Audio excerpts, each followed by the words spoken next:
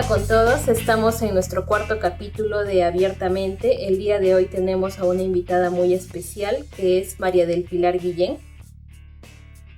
Con nosotros tenemos una licenciada en Sociología, magíster en Estrategias de Desarrollo y Políticas Sociales y doctor en Salud Pública, quien además ha estudiado profundamente la obra y vigencia de quien fue su abuelo, el gran Manuel Núñez Butrón, que trabaja sobre la atención primaria. Es docente universitaria desde hace 29 años. Ahora, con la intención de darle vida a esta descripción, que posiblemente ustedes se preguntarán quién es ella, queremos invitarte, María del Pilar, a que puedas describirte a ti misma brevemente en una sola frase. Muy buenos días, buenas tardes. Amo lo que hago y lo amo de todo corazón. Eso podría decirlo. ¿Cómo está? Muchísimas gracias, Leslie, Ricardo, muchísimas gracias por invitarme. Creo que esa sería mi frase, ¿no? Me encanta lo que hago, que lo hago con mucho corazón. Muy bien, María del Pilar. Para empezar un poquito con esta entrevista, tú eres socióloga. ¿Qué es lo que te impulsó a ti a poder escoger por esta profesión? Wow, ahí están agarrando carne, les cuento, porque yo salí del colegio y como ustedes psicólogos saben, yo salí del colegio tal vez con la inclinación que todos decían, nos vamos a Lima, a la Católica de Lima, a estudiar Derecho. Y esa era mi idea, pero mi mamita dijo, no, nos vamos a Arequipa y en Arequipa tú postulas a Derecho porque yo también soy estudiante de la UNSA.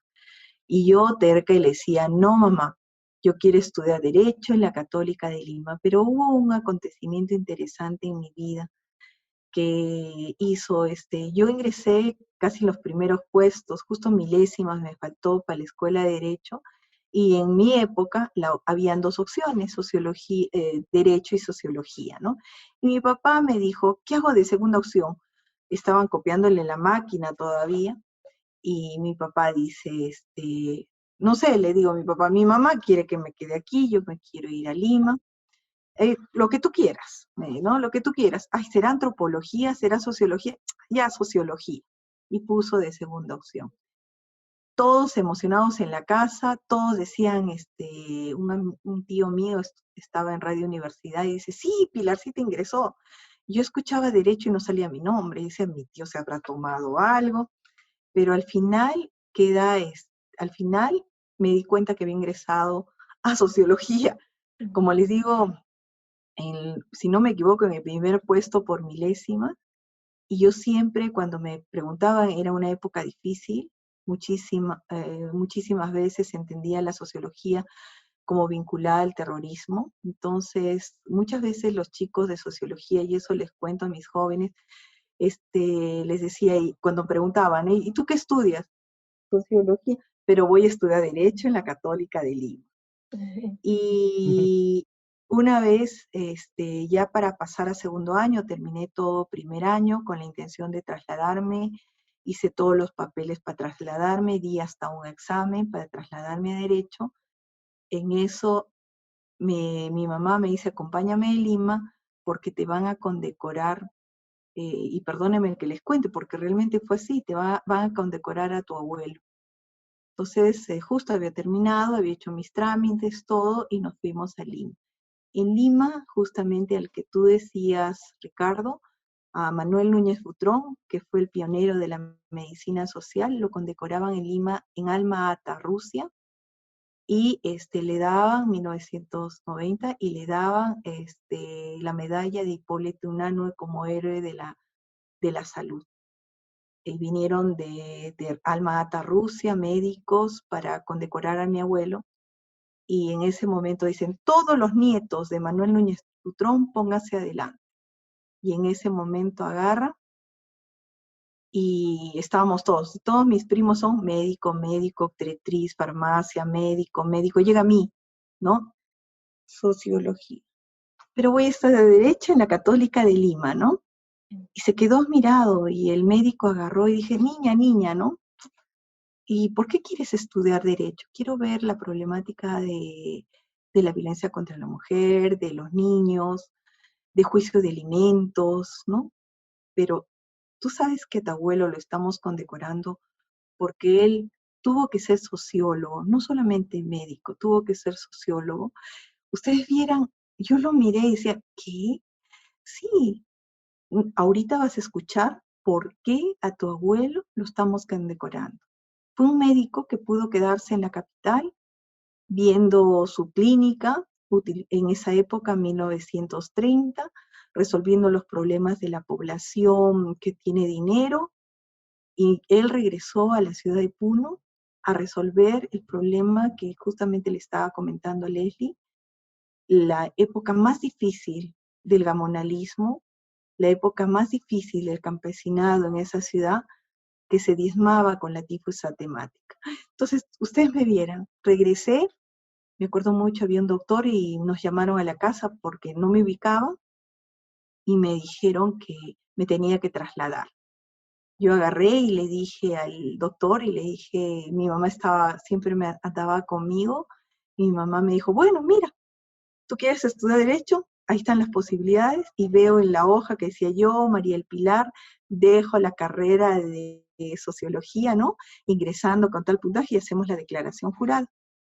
Y le digo, doctor, no me voy a retirar, me quedo en Sociología. Y Sociología es una carrera hermosa que trabaja directamente con la población. Que es cierto, muchas veces estamos dentro de las políticas sociales, dentro de las políticas económicas, con los economistas multidisciplinariamente dando soluciones, no personalmente como ustedes los psicólogos, sino lo vemos en forma general y global. La sociología es esta ciencia maravillosa, dice, es estudio de la sociedad, pero ese estudio de la sociedad trae otros problemas, ¿no? ¿Por qué una sociedad no se desarrolla? ¿Qué está pasando con la población? No con individuos, sino con la población. Entonces, los sociólogos hacemos justamente eso, ¿no? Muchas veces nos vamos en generalizaciones. Y me quedé en sociología, y ahí estoy con ustedes conversando sobre qué es la sociología. Muy bien. Y bueno, a raíz de ya todo esto que nos has comentado de tu propia experiencia, nos íbamos nosotros preguntando un poco sobre también la construcción de la identidad en general de las personas, ¿no? Que es un tema que también se trabaja, creo, tanto en la psicología como en la sociología, que esta construcción se da en base a las experiencias que uno va viviendo, y por más que una sociedad tenga memorias comunes, no tiene algo idéntico, ¿no? No es algo igual que la otra persona, porque lo siente, lo vive, lo experimenta de diferentes formas. En esta ocasión que estamos viviendo, digamos, todas estas situaciones, nos damos cuenta también que hay cosas que estamos arrastrando desde muchos años atrás y que no logramos superarlas, ¿no? En tu opinión, ¿cuáles podrían ser estas situaciones que nosotros como peruanos, como grupo, no podemos aún superar, y de qué manera también nos están influyendo en esa construcción de la identidad que estamos teniendo? Definitivamente el Perú mira, si tenemos microclimas, si físicamente tenemos microclimas, mira, mientras en Paucarpata está lloviendo torrencialmente, en Pachacute no cae ni una gota, igualmente en la construcción de identidad de las personas. La sociología y en general, mira, me alegro mucho, ahorita estaba escuchándote y decía, wow, qué buen curso de sociología tuvieron, porque uno de los grandes problemas que tiene la sociología, por eso, y también es ver la identidad de las personas, ¿no? Mediante sus costumbres, sus tradiciones, sus temores, sus angustias. Y somos un mundo, ¿no? De cosas. La población de Paucarpata es diferente a la de Socabaya, diferente a la del Cono Norte, con maneras de ser, maneras de sentir. Y lo traemos de generación en generación, de tradición en tradición, de costumbres, ¿no? Y eso me hace acordar de, por ejemplo, una tesis mía, ¿no? Yo hice mi tesis de bachiller, Estrategias de Salud en los Sectores Urbanos Populares.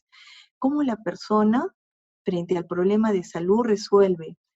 Mi tesis, que quería generalizar, y era la realidad, por ejemplo, del Cono Norte, era diferente totalmente de Paucarpata, totalmente, no la podía comparar, o la de Socabaya, ¿no? Entonces yo siento que todas estas costumbres, tradiciones, en algunos casos están muy arraigadas, diferentes manifestaciones, ¿no? Muy arraigada. Por ejemplo, algo que yo admiro de la población es la organización, ¿no? Cómo la población, a pesar de sus costumbres, de sus creencias, le gusta organizarse y cómo le gusta, por ejemplo, ayudarse, ¿no? En la construcción, por ejemplo, de su casa, ¿no? Y hay la mica, ¿no es cierto? De la época incaica, de una persona ayuda a la otra, otra ayuda a la otra, ¿no? Y eso, por ejemplo, para nosotros, los sociólogos y los antropólogos, podemos ver que eso es muy positivo. Ha habido experiencias, por ejemplo, en Villa del Salvador, de esa construcción social, de organización, de identidad, de querer su tierra, muy, muy, muy interesante, ¿no? Ujú. Ahora, continuando este análisis, en estos últimos 5 meses hemos pasado de todo como sociedad. Hemos pasado de sentirnos un gran país con grandes políticas sanitarias a ser de los países que tienen mayor cantidad de contagiados y que probablemente las cifras reales superan escandalosamente las oficiales. Y yo considero que toda esta situación podría, desde el aspecto social, podría generar algunas deficiencias o algunas consecuencias. Edgar Ponset sugería que cuando una sociedad pasa por alguna crisis, sus deficiencias o sus potencialidades se acentúan. ¿Tú consideras que esto podría pasarnos actualmente en el Perú? Nosotros hemos pasado y respondo también a tu pregunta, definitivamente no se han sincerado los datos. Yo enseño demografía a los chicos y se han dado cuenta en esta última etapa que no hay datos. ¿Cómo el Estado puede desarrollar políticas sociales? No hay datos actualizados. Tenemos el último censo 2017, el 2020, son 3 años más. Esta pandemia que ha aparecido de la noche a la mañana, no hay datos realmente cuántas camas por habitante, cuántos médicos ¿no? Por habitante, no hay, no cuántos profesionales de salud por habitante, desde ahí no hay datos, eso primero. En segundo lugar, yo creo que la población peruana ha sufrido en diferentes circunstancias, políticamente, socialmente, momentos muy difíciles como el terrorismo. Ustedes son jóvenes, pero realmente la población de Lima, la población porque acá Arequipa no se manifestó, como ustedes saben, y hay una serie de anécdotas que dicen por qué no se manifestó en Arequipa. Pero, por ejemplo, en otros sitios como Cusco, como Puno, como propio Lima, salían a la calle y decían, mamá, no sé si regresaré, no sé si habrá un coche bomba. La situación que ha vivido el Perú en todo momento, yo digo, desde el incanato, lo que hablaba Leslie en la construcción, desde el incanato hemos sido oprimidos. Viene el virreinato igualmente, viene, ¿no? Todas las fases, siempre el pueblo peruano, de ahí que el himno, ¿no? Oprimido siempre, en todo momento, pero así a pesar de todo, salieron adelante. Por ejemplo, en 1990 estamos con el Fujichok y justamente yo estaba en un certamen y estaba haciendo mi tesis de estrategias de salud. Frente a eso, nos encontramos que la población al comienzo solamente había 4 organizaciones populares. Y con Fujimori, para que no haya problema con el Fujichok, se crearon cerca de 20, de 40 en cada una de las urbanizaciones. ¿Y qué hicieron? Como aprovecharon que la población de ahí venía, esto de la identidad, que la población se organizara, se quedaban admirados, vinieron de Colombia, vinieron de Venezuela, vinieron de Argentina y decían, ¿por qué la población peruana no tiende, entre más me pegas, más te quiero, ¿no? ¿Qué pasa? ¿Por qué? Es que la población, aunque uno no quiera, y especialmente la población peruana, le encanta el compadrazgo, la amistad, la organización. Y hay un líder ahí que Fujimori pudo ubicar y se los llevaba a Lima y los capacitaba y regresaba. Y claro, ahí hubo un problema del clientelaje que podríamos explicar en otra oportunidad, pero esta población, y se admiran, hay un video que me encantaría con ustedes compartir, se llama Shalom. Ahí se ve cómo en 1990, en plena crisis social, en plena crisis económica, violencia, la población, mediante la organización popular, resuelve el problema de alimentación. Por eso vaso de leche, comedores populares, club de madres, bocina, botiquines populares, y no se imaginan el tipo de organización, las organizaciones, por ejemplo, regionales, los de Chuquibamba, los de Puno, los de Cusco. Nuestra población en esas épocas estaba de tan forma organizada que resolvió. En este caso, no soy pesimista, les cuento. Sí es cierto que siento incertidumbre, le decía justamente a Leslie, le decía, siento incertidumbre porque no sé qué va a pasar mañana, pero creo que nuestra población, y ahora están disimuladamente la iglesia, disimuladamente hasta el gobierno que se está dando cuenta, pienso, que la población puede resolver sus propios problemas. Nosotros en salud pública hablamos de estrategias de sobrevivencia, pero también hablamos de participación comunitaria. ¿Qué es la participación comunitaria? Es, por ejemplo, que la población identifica sus problemas, ve los recursos que tiene, los evalúa, pide al Estado, por eso es Vía El Salvador, pide al Estado, por ejemplo, se dio el lujo de decir, necesito un médico, necesito una obstetriz, necesito una enfermera, así vivió, así fue Vía El Salvador. Y con eso, miren, cómo reguló una población que recién se estaba formando, que ahora es Vía El Salvador. Igual, aquí la población organizada y este problema les ha puesto.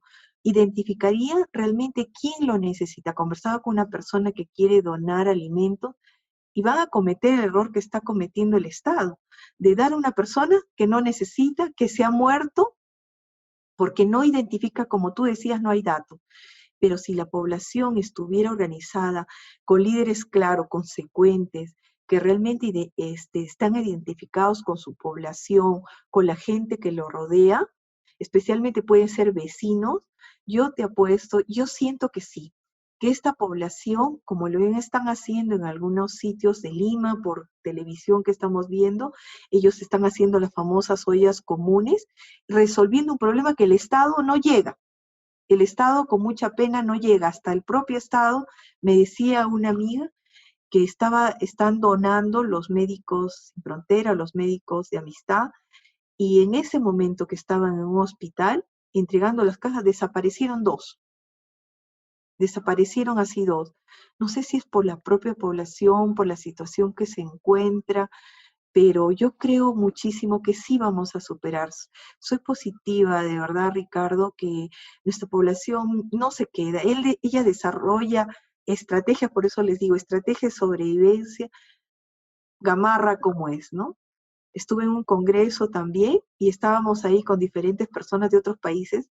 El señor de Gamarra nos mostró 7 camisas, ¿ya? 7 camisas, nos dijo, por favor, nos ubican cuál es la mejor, no voy a decir la marca, cuál es la camisa de esta marca.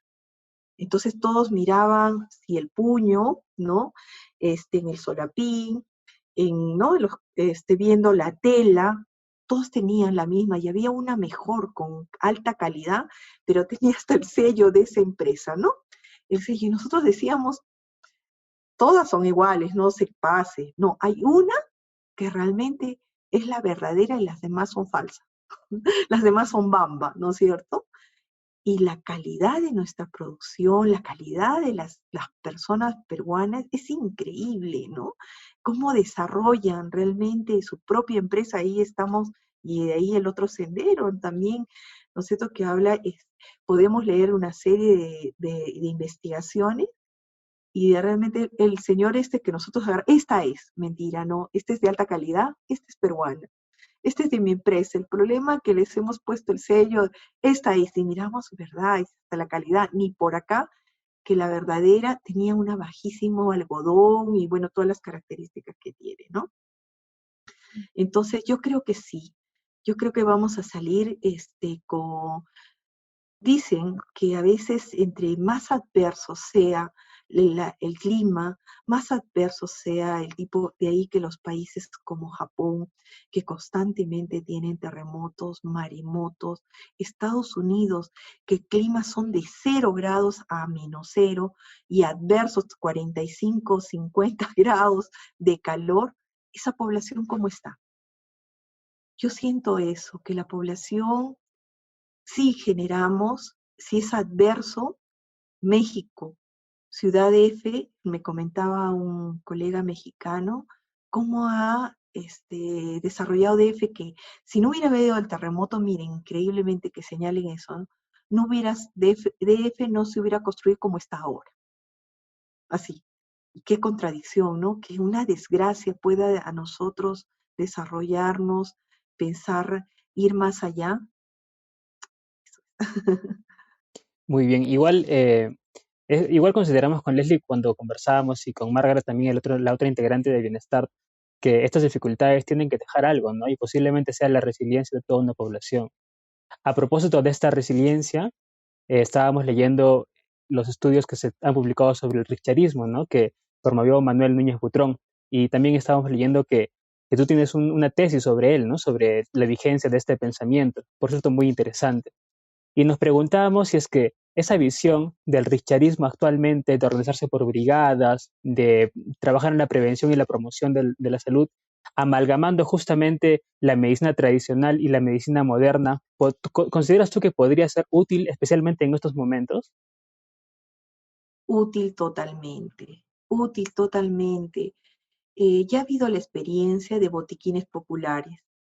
Qué pena que esa institución quedó en nada, tal vez porque no hubo liderazgo, no hubo una política que orientara eso, donde, por ejemplo, se veía la medicina tradicional con la medicina occidental, que le podemos decir de laboratorio, y los Ujú. famosos medicamentos básicos, ¿no es cierto? Que dicen, no, no tiene, no, mentira, tienen, el problema es que solamente es un título, ¿no es cierto? Es de laboratorio, ¿no es cierto? Es de laboratorio. Yo creo que con mucho cuidado, claro, con mucho cuidado. Por ejemplo, ahora que estamos en esta campaña, les contaré voluntaria, recién está iniciándose como idea para poder ser como un filtro entre la población que está teniendo COVID y los médicos para que los enfermos no vayan al hospital, porque como ustedes saben, ya no hay camas, ya no hay médicos, ya no hay medicinas, entonces, pero hay que orientar. Hay cosas como, por ejemplo, hasta tendría en tu canal temor de decir estos que han pasado en las redes, ¿no? Y que cada vez te dicen, haz esto, y está Ah, habiendo claro. consecuencias, ¿no? Y tengo miedo porque sé que ustedes son un canal serio y, por ejemplo, de decirles, ¿no? ¿Saben qué? Hagan esto, que es parte de la medicina tradicional, pero eso necesitamos, como decía mi abuelo, en los periódicos que decía lo siguiente, ¿no?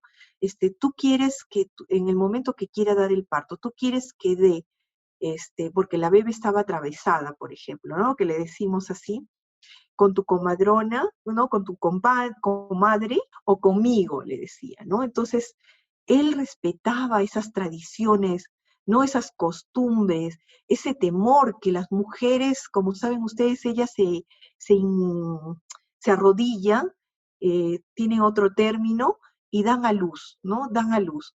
Y él, respetando esas tradiciones, por ejemplo, el famoso barro, ¿no? El famoso barro en una herida, y él examinaba el por qué. La tifus temática se desarrollaba por el piojo, y el piojo es suciedad. Y que así se daba cuenta y él observaba, de ahí viene la investigación, como ustedes, como sus psicólogos, la investigación él observaba y decía, ellos se comían el piojo, y ese piojo se convertía en antídoto, y decía, pero ¿por qué? Y al hacer experimento y al hacer ahí señala, ¿no? Todas las características que tenía la enfermedad de la tifus, era solamente el lavado de la mano y la limpieza. Nada más. Era la limpieza constante y el lavado de manos. Pero decían otras cosas, ¿no? Que la población, entonces, yo creo que hay hierbas, hay medicina tradicional que ha sido muy efectiva. El clavito de olor, por ejemplo, ahí sí les podía decir, no de COVID porque hay que tener mucho cuidado en estos momentos, pero por ejemplo, el clavito de olor cuando nos duele la muela, en ese huequito, y vieran que cómo nos soluciona. El mate, por ejemplo, de orégano, el mate, por ejemplo, de algunas, ¿no es cierto?, de algunas hierbas que conocemos, que pueden ser en un primer nivel, como dicen los médicos. No reemplazar a lo que realmente ahora, por experiencia, eso que hablaba con una colega que dice que para realmente señalar que este medicamento es efectivo, tienen que pasar, yo soy profesora de muestras, de 1000 muestras más o menos. Y hasta ahora se ha hecho, ¿no es cierto?, se les ha dado algunos medicamentos en este problema del COVID, y no ha sido efectiva. Les contaré nada de los medicamentos, la medicina tradicional o la medicina casera que nosotros conocemos. Hasta ahora no está demostrado científicamente, a pesar que es cierto que algunas cosas ha podido ayudar a esa persona. Igual con el medicamento científico de laboratorio, también me decía, está bien, está dando eso, pero ahorita yo como nefróloga me está tocando este paciente con problemas renales altísimos.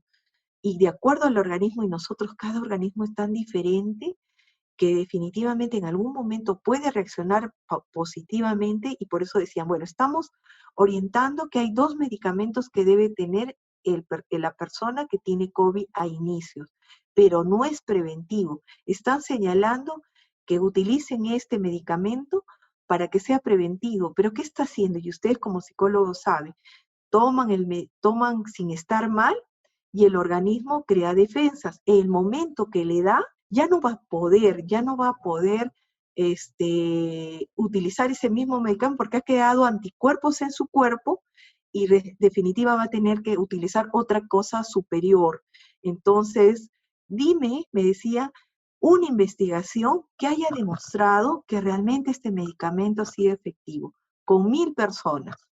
Hasta ahora lo están haciendo, lo está haciendo la Cayetano Heredia, lo está haciendo, como ustedes saben, en otras universidades a nivel mundial, y por eso estamos viendo que todavía no hay la famosa vacuna que nos manda ciertos spots, pero realmente porque están haciendo pruebas, ¿no? Y de 1000 personas. Entonces, yo diría que sí, que podríamos, mediante una investigación científica, de ahí están las universidades, de ahí están equipos multidisciplinarios de médicos, de científicos, que puedan hacer las pruebas que realmente esto es efectivo, ¿no? En esas épocas, según las enfermedades que se tenían, por la observación, Manuel Núñez Butrón desarrolló una serie, les cuento, hay unos periódicos que se llaman Runasonco, que en castellano significa corazón de indio. Son 10 periódicos del indio para el indio, decía, ¿no? Y ahí, por ejemplo, él muestra cómo él respeta, porque tenemos el médico, por más que tenga ciencia, por más que tenga esa sabiduría, el conocimiento, respetar lo que tú decías, esa construcción, respetar esa construcción social que tiene el individuo, de temores, de angustias, que de generación en generación lo han llevado, ¿no? Y que no podemos decir, ¿sabes qué? Mi medicina es esta y tú tienes que tomarla. Solamente, miren, yo he tenido la experiencia de tener 2 amigos, bueno, 3 son amigos de la universidad, de una universidad muy conocida de agronomía. Venían justamente a ver la semilla mejorada. La semilla mejorada porque ustedes saben que diferentes pisos ecológicos, y tenemos, no decirles 1000, creo que hasta 5000 variedades de papa. Entonces ellos con la Asociación de la Papa vinieron de una institución de la Pathfinder de Canadá, financiar esta tesis para ver que en esos pisos ecológicos como Tuti, Cayoma, Condesuyos, pudieran sembrar. Fueron donde esta población, justamente estábamos conversando, se fueron ahí, hablaron con la población, les dijeron, por favor, miren, lo que queremos ver si esta semilla en este piso ecológico, con esta altitud, con este clima, ver si resulta. Nuestros campesinos dijeron, sí, papito, cuenta con nosotros, sí, ingeniero, cuenta con nosotros, ¿no? Muy bien, les entregaron, les regalaron, regresaron para, ¿no es cierto?, tuvieron un seguimiento, pero ya para la cosecha comienzan ¿no?, a medir, ¿no?, cuántos kilos había dado de esa hectárea. y todo salía lo contrario. Las hipótesis, justo les hablaba a los jóvenes, las hipótesis no se cumplían, ¿no? No se cumplían. ¿Qué había pasado, no? Entonces dicen, pero por favor díganos. Entonces ahí justo había un sociólogo y un antropólogo, acá se equivocaron, ¿no? Y se mataba de risa. ¿Quieren que les diga qué ha pasado? Pero si nosotros hemos hablado con ellos, le hemos dicho que esto es un experimento, que queremos ver que realmente esta semilla en este piso con el clima, entonces le dijeron, ustedes saben que este campesino solamente al probar no necesitan ir a un laboratorio. Al ver qué sustancia necesita esta tierra, solamente lo prueban y ven qué sustancia, qué insecticida o qué necesita. No necesita ir a un laboratorio. En segundo lugar, la luna influye justamente en el momento que uno está sembrando. Si es luna llena, la bota. Por eso también la luna, por ejemplo, en operaciones, en embarazos, aumenta, o diré, no, hace que el embarazo sea rápido, o diré que dé el alumbramiento rápido, no hace eso la luna, y es su explicación, ¿no? Científica, como si la luna, ¿no? Y peor todavía, le dice, ¿y tú sabes eso? El campesino tiene su propio conocimiento que de generación en generación lo ha desarrollado, y hay un grave problema, que ellos tienen aversión al riesgo. Dime, ¿qué es eso? Le dice el ingeniero. Pero tú vienes de la mejor universidad de agronomía, dime, ¿no? Es decir, tú debes decirme, yo soy de San Agustín, ¿no? Y le dice, perdona, le dice, se llama aversión al riesgo. ¿Por qué? Porque el campesino, la mitad sembró lo que dijo el ingeniero y la otra mitad lo que yo conozco. Pero si lo habíamos dicho, es que esta parcela es autoconsumo. Ellos viven de eso. No pueden arriesgar y no tienen la facilidad de una tarjeta o de dinero en efectivo, de una cuenta bancaria.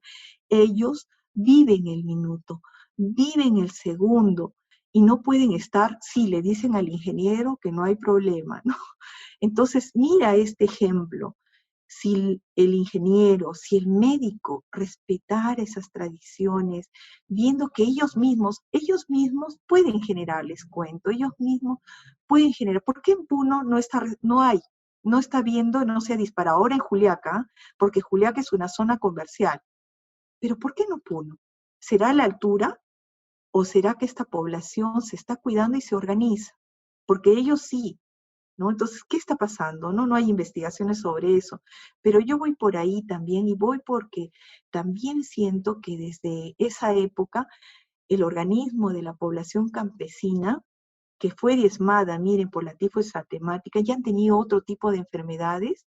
Yo creo que el organismo ahí de ellos, por a mí, miren, estoy como una hipótesis que habría que investigar, les apuesto que vendría por ahí. Ellos ya tuvieron otro tipo de enfermedades muchísimo más fuertes. El friaje que tienen constante, que el Estado no va a esas zonas. Ustedes no sé si han visto, y seguro que sí, por favor, cuando estos niños están subiendo en unas alturas para escuchar su teleconferencia, su educación, y pasando sin zapatitos en esos, digo así, yo decía, ni siquiera lagunitas, porque están de hielo, ¿no? No sé, ahí la cámara decía, caramba, qué resistencia al frío, qué resistencia al dolor. Puede ser por ahí, el inmuno de ellos, el que hayan sufrido otro tipo de enfermedades, pero eso, ¿no? El médico, creo, el personal en general de salud, creo que ahí vienen los grandes defectos y podíamos solucionar en eso. Y me parece muy valioso justo lo que comentabas de estos periódicos que hacía Manuel Núñez Butrón, que él los ponía a disposición de los indígenas a través de sus brigadas, ¿no?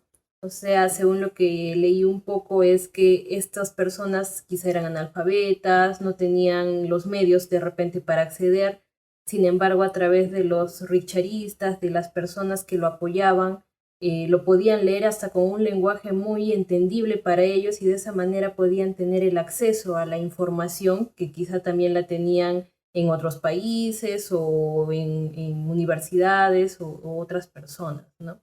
Y actualmente también hay un tema de que con esto de la virtualidad, la información está a mil por hora, ¿no? Hay información de todo tipo y por todo sitio. Sin embargo, no hay filtros, ¿no? ¿Por qué tú crees que se deba que la gente a veces no integra la información o en todo caso simplemente no siguen las indicaciones que se dan que a muchas personas le pueden ser obvias o le pueden ser sencillas? Sin embargo, hay gente que realmente le cuesta y a veces no es netamente situaciones de educación, de nivel educativo, ¿no? Sino es de repente hay algún trasfondo también que podría estar surgiendo. Y tú, desde tu experiencia, ¿por qué crees que se puede estar dando este tipo de situaciones? Bueno, la realidad de esa época, que era, como tú dices, en Manuel Núñez Butrón, esos runazonco, que fueron en tres, vamos a decir, idiomas, ¿no? El castellano, el quechua y el aymara, y que y era dirigido para esa población, donde hasta había anuncios de la comunidad, ¿no? Anuncios de matrimonio, de chistes, ¿no? Era dirigido para eso. Nuestra población actualmente, y esto que nos han bombardeado los medios de comunicación, no sé si estamos buscando el facilismo. A ver, yo no soy psicóloga, pero voy a utilizar la psicología social y lo que podemos ver, qué está pasando con la población, ¿no? Hemos entrado yo pienso que eso también estamos trayendo de hace mucho tiempo. Primero estuvimos con gobiernos paternalistas, con gobiernos de clientelaje. Tú votas por mí, te doy 1 kilo. Tú estás respaldándome a mí, te estoy apoyando en tal organización. A esta población, no sé si nos hemos acostumbrado a eso y ahora que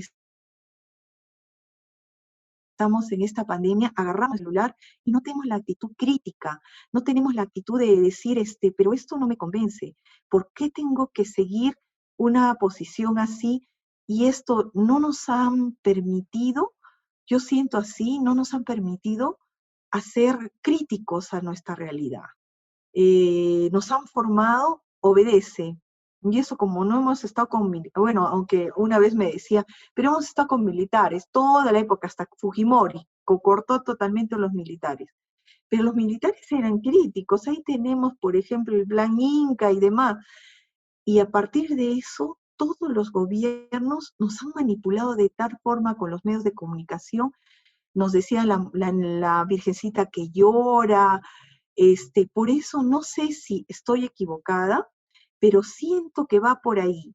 Estuve en la Argentina, les cuento, justamente en un evento que me invitaron, y saben que vi a personas con tez, con ojos claros, con tez clara, perdónenme con esa expresión, en pleno frente al Congreso. Entonces yo miraba ahí con un colchón, la niña ahí, más allá otra persona mendiga también, y con una condición, yo decía, Dios mío, siempre nuestro estereotipo, ¿no? Tiene que ser pobrecito, tiene que tener ciertas características, y me descuadro y dije, ¿qué pasó aquí? Si esta persona con ese tez, con esos ojos preciosos, ¿qué hace aquí? Entonces se me ocurrió preguntarle. No pude con mi genio, me acerqué a ella y le dije, señora, por favor, esa niña le está exponiendo, le puede pasar cualquier cosa a un carro o qué sé yo. No, el Estado tiene el derecho de brindarme. Yo no me voy a mover. Entonces entramos a un restaurante y le decía, por favor, lo que amamos, esto no lo... Eso es, me dijo. Las personas que los ven les dan y se han acostumbrado a recibir y no van a hacer nada. Y me dejó pensando, ¿no? Y la gente en Argentina, con la situación que están viviendo, me admiré. Yo pensando que Argentina era otra idiosincrasia, otra manera de ser. ¿Y por qué no aquisito en nuestro pueblo, en nuestra población arequipeña, nos hemos acostumbrado a no ser? Entonces, por ese motivo, nos están bombardeando de información y no tenemos la capacidad de análisis de decir, caramba, si este producto, si esto que están diciendo, nos hemos acostumbrado a lo que dicen los demás, hay que seguirlo. Entonces, esa es mi hipótesis, perdóname, yo sé que ustedes como psicólogos me pueden decir, pero lo que estoy viendo es que desde tradición, desde que donde nos han, por eso también esto de las organizaciones, había una crítica en mi trabajo, de que en cierto modo si el Estado, si el gobierno lo utiliza para el clientelaje, lo utiliza para justamente el paternalismo, destruimos al ser humano, destruimos esa capacidad que el ser humano y nosotros los peruanos podríamos desarrollar, pero como buscamos el facilismo, sí, ¿para qué? Es lo que pasó en los comedores. Al comienzo les contaré, justo a mí también me admiré, no querían los esposos que vayan las esposas. ¿Por qué? Porque se juntaban las mujeres y le decían, no, no puedes ir. ¿Por qué? Porque tú vienes borracho, yo vengo borracho y tú me das la cuera. Sí, porque ayudaban las otras, decías, tu esposa llega, que te pegue, espérate, estamos toditas y no querían. Pero que a estos trabajadores los botaron del trabajo, se quedaron sin empleo y se dio cuenta que su esposa iba al comedor, primero a la olla común, al comedor, entonces tenían desayuno, tenían almuerzo, tenían cena. Entonces ya él no trabajaba, sigue, anda, ¿qué? ¿Quieres que vaya? Sí, sí, sí, anda. Y ya él ya no trabajaba. No, miren, entonces no sé si es, podemos decir, esta idiosincrasia del facilismo, de la conformidad, de que sí, el Estado, para todo le echamos al Estado. El Estado es el culpable de lo que me está pasando. Pero si el Estado nos ha dicho que estemos 100 días en nuestra casa. No, es que yo quiero morir de COVID que de hambre, ¿no es cierto? Y seguimos, no, porque dijo la fulanita, me dijo mi vecina, me dijo, y eso es lo que yo estoy, bueno, perdónenme, esa sería mi análisis, eh, un poco empírico, no científico, que tendríamos que probarla, pero por esa tradición de que hemos estado con gobiernos paternalistas, clientelistas, que se ha utilizado mucho este tipo de organizaciones que han desaparecido últimamente, que podría ser una solución para el COVID, qué contradicción, pero que ha ayudado a que esta población siga y esté en dádiva, ¿no? En dádiva, en esperar que se le dé una cosa, si no, no actúa. Aunque hay otra población que definitivamente está trabajando, se está dando, no podemos generalizar los casos, pero realmente hay un gran sector que está esperando que el gobierno solucione, que las autoridades solucionen, y no generando ellos la propia solución. Ujú. Ahora, de quien estamos hablando, sobre el Runasonco, promovía la educación, ¿no es cierto?, el pensamiento. O sea, él no solamente les leía el Runasonco a la gente, sino les invitaba a que puedan aprender a leer y a escribir y a pensar y que puedan ellos mismos adquirir sus propios conocimientos. Y eso es algo que queremos nosotros promocionar con este servicio de bienestar, ¿no? En general, es invitar a la gente a pensar, ¿no?, a analizar, a sospechar de que algo no anda bien y de que algo podemos hacer, ¿no? No es todo tan, como tú indicas, paternalista. Y creo que la hipótesis es muy válida y es muy palpable, ¿no? Creo que la estamos sintiendo muy fuerte en estos momentos.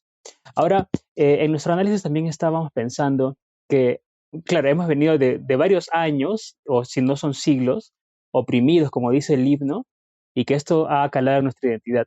Pero en los últimos 2 años y medio han habido cosas bastante conmovedoras, ¿no? Hemos ido al Mundial, de subcampeones en otra Copa Internacional, luego tenemos un presidente que se suicida aparentemente, y tenemos varias situaciones como el Congreso que es disuelto, y de ahí viene el COVID. Creo que todo esto es mucha información y muchos estímulos sociales para tan corto tiempo. ¿Cuál sería tu lectura para esta sociedad post pandemia? Creo que las cosas que han sucedido nadie los pensaba. Es positivo, por ejemplo, la identidad nacional, el querer nuestro país, el sentirnos orgullosos, y eso hizo, por ejemplo, con el fútbol, ¿no?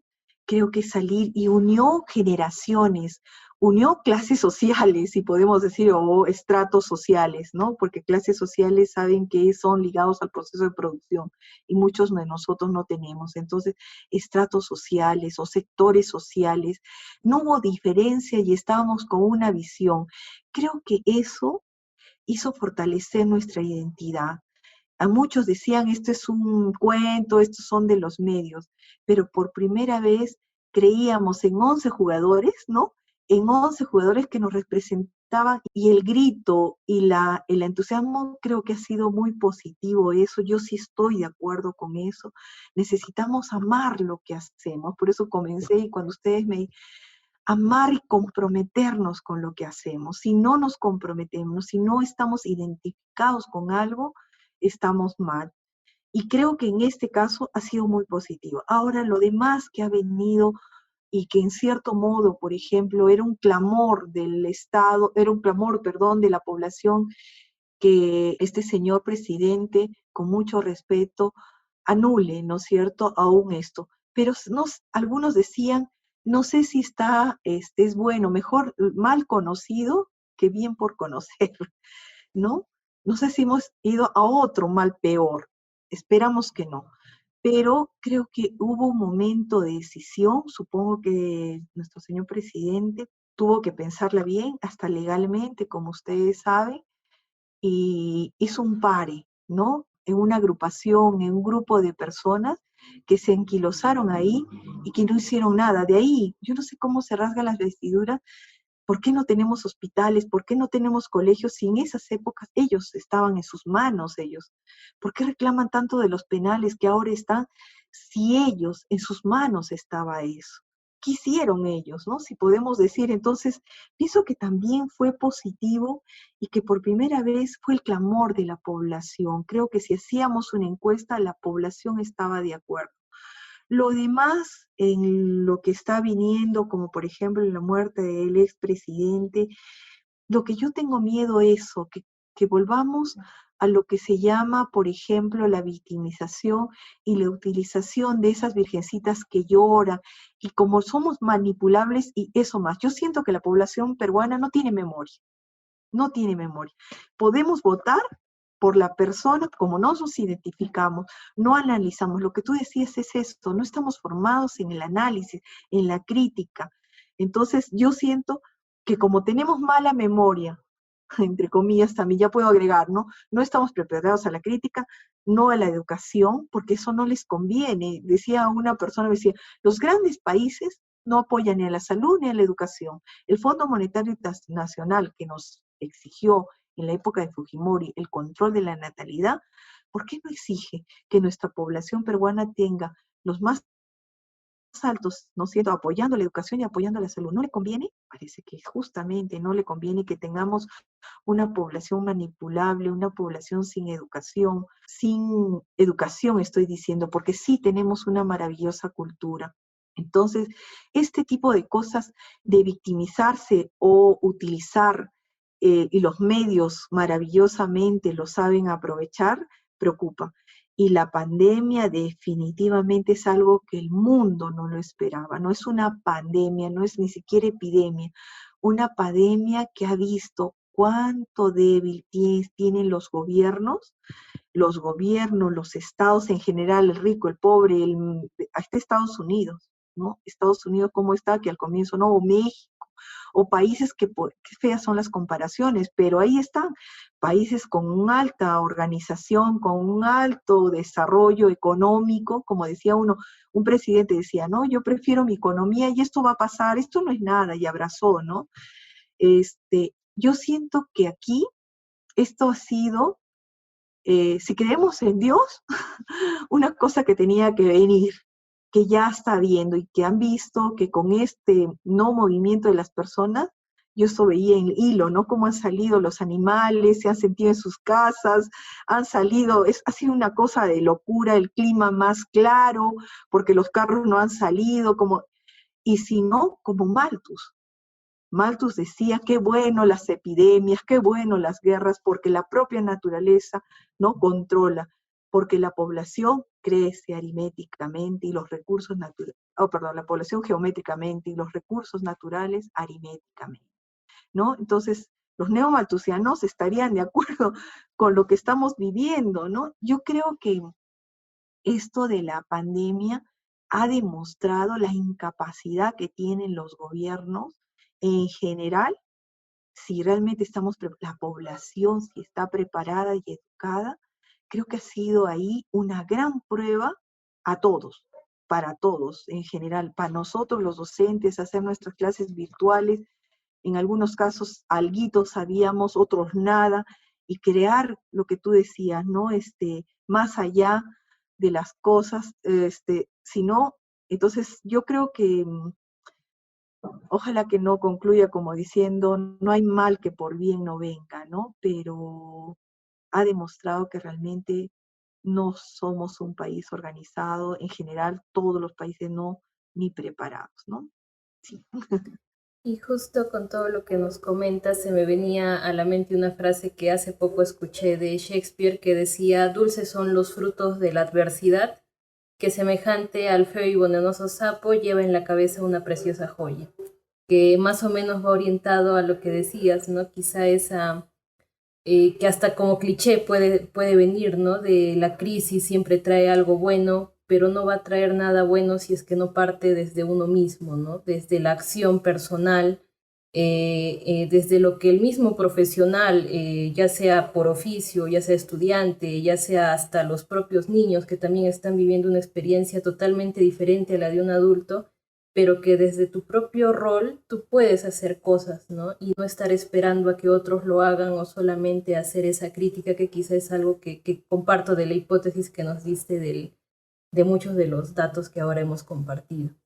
Ya para finalizar un poquito con esta conversación, tú desde tu propia experiencia y desde todo lo que también enseñas a tus jóvenes, ¿qué recomendaciones nos darías de algún material de valor, ya sea, no sé, una película, un libro o algo que nos pueda servir en este tiempo en el que estamos justamente en ese tránsito quizá de tomar mayor conciencia sobre las situaciones sociales que estamos viviendo? Bueno, antes de terminar, yo quiero agradecerles. De verdad que ha sido una experiencia muy bonita que hemos podido dialogar. De libros hay muchos. Yo ahorita me decía, ¿no?